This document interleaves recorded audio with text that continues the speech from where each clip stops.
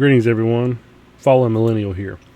Just a quick note. I just finished reading the first Dune book, Dune, and I left the book kind of confused, because I kind of assumed after all the things I've heard over the years, and the way movies have made and whatever, is that the first book kind of was a self-contained story, and I guess from one perspective it is.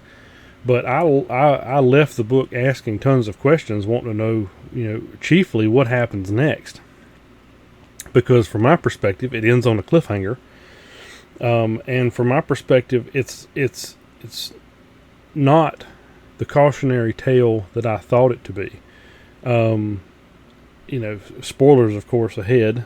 But, I've watched and read things over the years that kind of set me up to know what to expect from the book. But what I really thought about reading the book and at the end of the book was, my gosh, how heavy, how great is the weight of destiny, and what a horrible thing it must be to have this kind of destiny forced upon you by a mysterious organization like the Bene Gesserit, by your own mother, who was a part of that organization and defied said organization so that you could be a boy where you were supposed to be a girl, and by the fact that your father is a duke and leader of Caladan, and at the beginning of the story is given fiefdom in the form of Arrakis or Dune. By the fact that when things happen to your family and you're forced out, stuff that you can't control, when you're forced out into the literal desert, you have a spiritual / temporal awakening that is forced upon you and that you can't control, and is much stronger and much more pronounced in you than it is in everyone else because of the genetic manipulation and control by the Bene Gesserit, that they're trying to bring about the Quetzalcoatl's Haderach, and they have a purpose in mind for you, and once again, it's something that's forced upon you, and that by the time you get to the end of the story, even Lady Jessica says it at one point, and I'm not sure if this is supposed to be one of the kind of the catalysts for why things end up going sideways, or if it was the way things were supposed to be. But she says, "Do what you want." She has a kind of a revelation after Gurney Halleck tries to kill her. When they meet up towards the end of the story, and then after that's over with, she runs up to him and says, marry the desert girl, do all this stuff, when before she was very much against Chani and very much against him being with Chani, and thought that she wasn't good enough for Paul. And then after that, she's like, marry him, marry her, do what you want, be who you want to be, because she sees in that interaction between himself, Gurney, and Lady Jessica, that the weight of destiny is weighing heavy and is getting heavier all the time.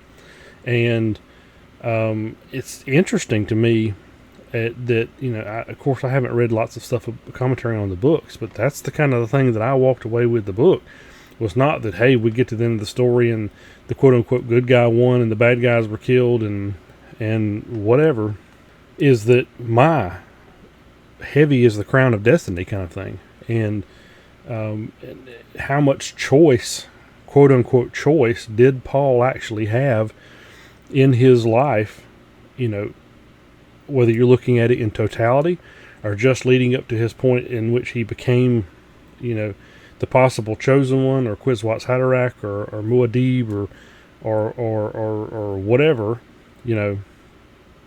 or it was that the choice was finally at the end of the story, and that's when he finally can have a choice, because he certainly has awakening in the third act, third book inside the book, where he takes the water that the Reverend Mothers call the agony that they get, and then the Fremen Reverend Mothers have that are derived from the waters of the great worms, the sandworms. either way, he has this kind of awakening, and it changes him. There's several points in the book where he's changed irrevocably. That being the last, big one, in which that he seems to lose all track of who he is, or is that there's so many different people that are now co-present in his head, not just all his female ancestors and the foresight they provide, but now all of his male ancestors and all the foresight they provide. At some point, Paul is no longer Paul. He becomes not only greater than Paul Atreides, in the form of he becomes the Quizwatz Haderach. He becomes a reverent father. He becomes this super military leader. He becomes so much more than he actually is, and what's been placed upon him. But also, with all the voices and all the people and all the history that's in his head, when does Paul end and they begin, or when do they end and where does Paul begin? Or are they kind of this mesh of all of them? We get a kind of glimpse into it through Lady Jessica and her thing when she becomes the Reverend Mother of the Fremen. It's an extremely interesting thing to look at just from that perspective. But just looking overall as a story, in Dune as a story, it's I walk away with it thinking heavy as the crown of destiny, and not leaving it and thinking, wow, how did Paul screw up? But I left it thinking, wow, how could anybody have not screwed up? Because all the things that happened to Paul in any of the books in Dune, book 1, book 2, book 3, because any of those acts in the book itself would break many people. Whether you're talking about the destruction of his family and him being outcast, whether you're talking about his awakening in the desert, or whether you're talking about his awakening as the Quizwatz Haderach, any of those individually would break most people, and yet all three happened to him in the span of like 5 years. If I remember correctly, it's like one's a time jump of a couple years, and then there's another time jump of 3 years or something. Maybe I misunderstood that, but it's just a few years. He goes from being a 15-year-old boy to an 18 to 20-year-old man, and everything about his understanding of who he is, who his ancestry, his place in the world, his place in the galaxy, his place in the universe, his place in existence is changed and thrown over on its head. And I don't leave Dune with the message, bottom line, I don't leave Dune with the message that I thought I was going to leave Dune with, which is that, be wary of messiahs, or, and I know that plays out more in the other books. Be wary of messiahs, be wary of the things they institute, and evil people are attracted to it. Frank Herbert even said it, that he didn't think that the axiom of power corrupts, absolute power corrupts absolutely was an accurate thing to say, that it was more like power, absolute power, attracts the corruptible, and then that's basically the end of it. And I very much, I see what he's saying, and I'm not saying I don't disagree with it, but I left the first book not thinking in that vein, but merely thinking heavy as the crown of destiny, and that putting myself in Paul's shoes would immediately be overwhelming for everybody else here, and maybe that's one of the lessons too.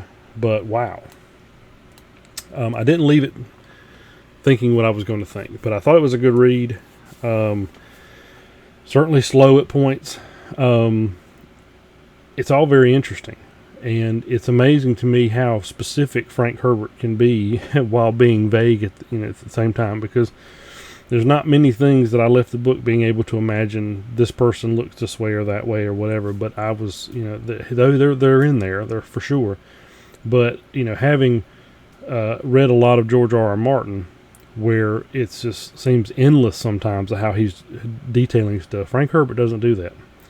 And he's very much more focused on the interactions or the setting or the plot as a device in and of itself versus describing the details. And I'm not saying one's better or the other, but it's certainly a different type of writing, a different way to read, and a different different set of things you come away with reading Frank Herbert compared to Martin or others.